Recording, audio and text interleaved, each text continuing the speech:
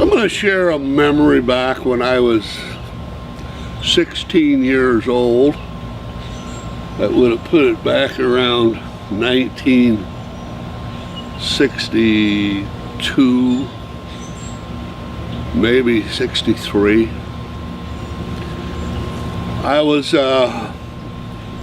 working one summer for my sister Yvonne's husband. His name was Frank Asher. Frank had a construction company of sorts, and he got a job to extend a logging road up a very steep, rugged canyon. And so I was hired to cut down the trees that were in the way of where this road was to be built. It was a logging road. And this took place up in Grant County, Eastern Oregon. It was up out of Prairie City, Oregon, up past the old hot springs, for those of you who've been in that part of Oregon. And so he had a D8, D9, I don't remember exactly now. It was a big old Caterpillar that he liked to operate, and he had. And so I would cut down the trees, big old ponderosa, big old fir trees primarily, mostly ponderosa, huge, you know, big, huge virgin ponderosas and fir trees, Doug fir. And so what he couldn't get out of the ground with his bulldozer, the stumps, we would dynamite out. So part of my job was cutting down the trees and drilling in the stumps or underneath the stumps where we could put dynamite and then blow them up out of the ground. That's cool. Boy, oh boy, oh boy, that was a lot of fun. That was one of the best jobs I ever had. Blowing stumps up out of the ground like popping champagne corks.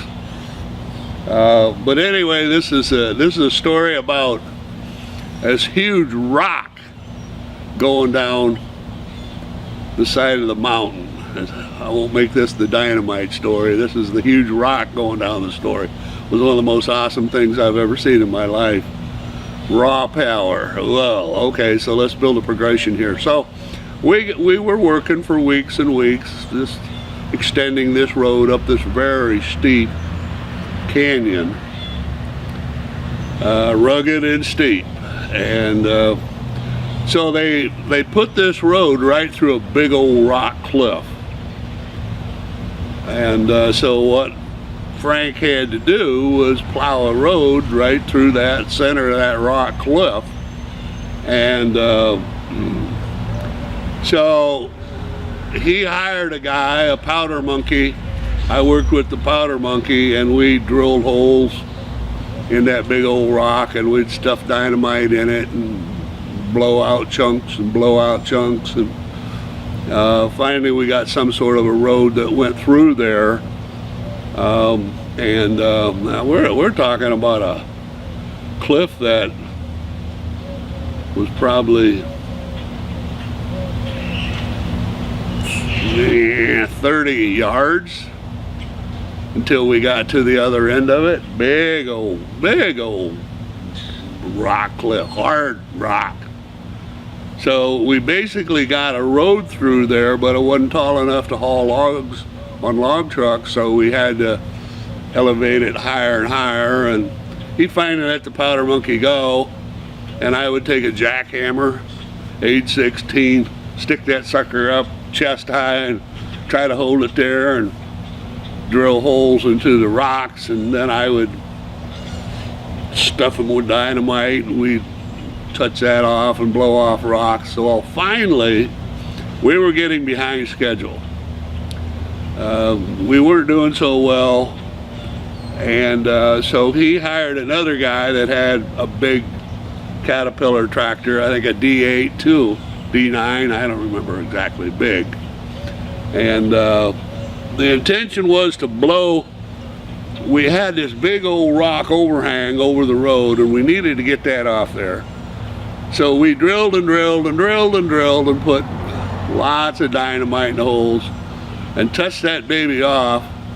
We had a bulldozer upside and then one downside on each side, and we blew that big old chunk of rock off that cliff, but it centered right down in the center of the road. Well, and nobody's going up and down that little road till you got that big old boulder, and that boulder had to be, oh Lord, that boulder had to be 15 feet high by at least 15 feet wide. It was pretty round. Actually, it's a big old round, huge boulder. I couldn't begin to guesstimate how many tons it might have weighed. But here it sat right in the road. Well, we need to get it off the road. Well, where are you gonna go with it? Well, we're done dynamiting, so we're gonna roll it over the side of the road and let her go down the canyon. So they took both bulldozers and worked in unison and rolled it and rocked it. Finally, it was right ready to go.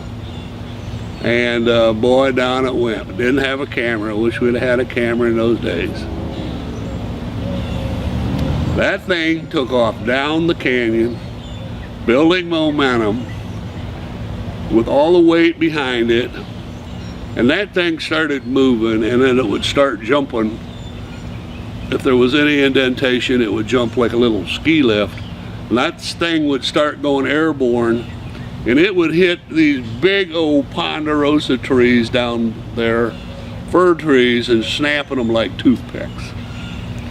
And of course, the faster it went and the more trees that it was breaking, it was just clearing a swath down the side of this canyon.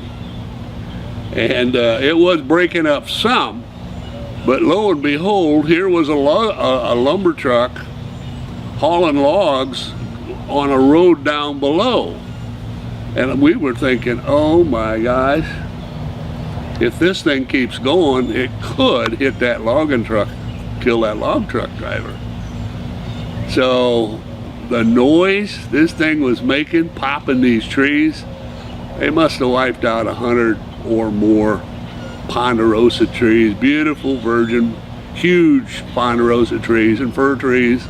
It just like a big bomb just went down there, and it finally disintegrated before hitting that road. But that thing went down the side of that canyon probably 100 yards, if not further, maybe 150 yards, I forget now. But it was the most incredible thing, the noise it made breaking those trees. It's wow. It was exciting for a 16-year-old kid to see all that power, all that energy going down a steep cliff, steep canyon wall, just breaking huge trees, again, like I say, toothpicks. So that was a memorable experience for me as a kid growing up.